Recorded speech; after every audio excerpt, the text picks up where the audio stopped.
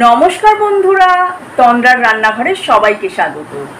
আজ শেয়ার করব খুব সহজ, তাড়াতাড়ি আর দারুণ টেস্টি চিকেন পকোড়া কিভাবে তৈরি করবে।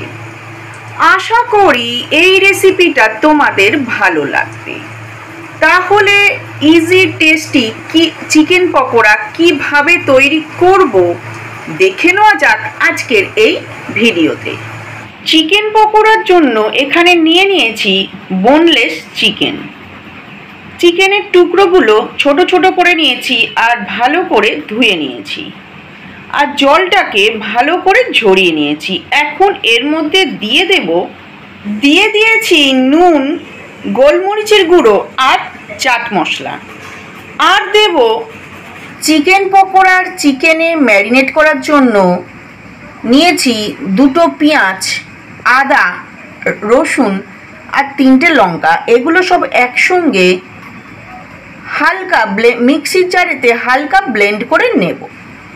আদা, রসুন, পেঁয়াজ, লঙ্কা টুকরো করে নিয়ে মিক্সির জারেতে দিয়ে দিয়েছি, হালকা ব্লেন্ড করে নেব।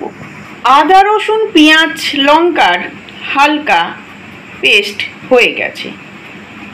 এখন চিকেনে দিয়ে ম্যারিনেট করে রাখবো। চিকেনের টুকরোগুলোতে মশলাটা দিয়ে দিয়েছি, এখন ভালো করে মাখিয়ে নেব। হাফ অ্যান আওয়ার এইভাবে রেখে দেব। চিকেনটা ম্যারিনেট করে রেখেছিলাম, হাফ অ্যান আওয়ার হয়ে গেছে।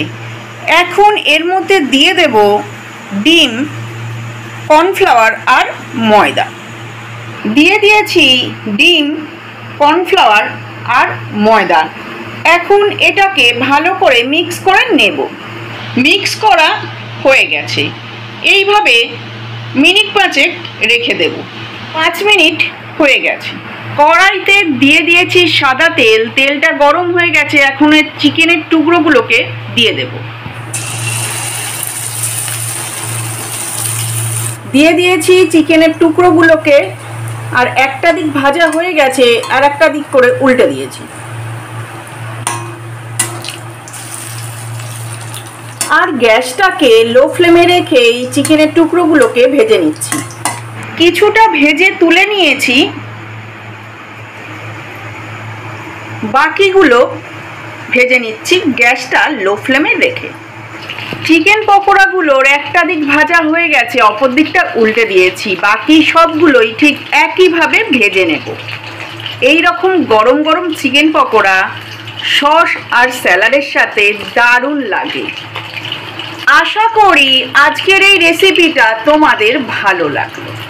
বাকি পকোড়াগুলোকে ঠিক একইভাবে ভেজে নিচ্ছি। আশা করি আজকের এই রেসিপিটা তোমাদের ভালো লাগলো। তাহলে আজকের মতো এই পর্যন্ত। আসি বন্ধুরা, আবার আসবো নতুন কোনো রান্নার রেসিপি নিয়ে।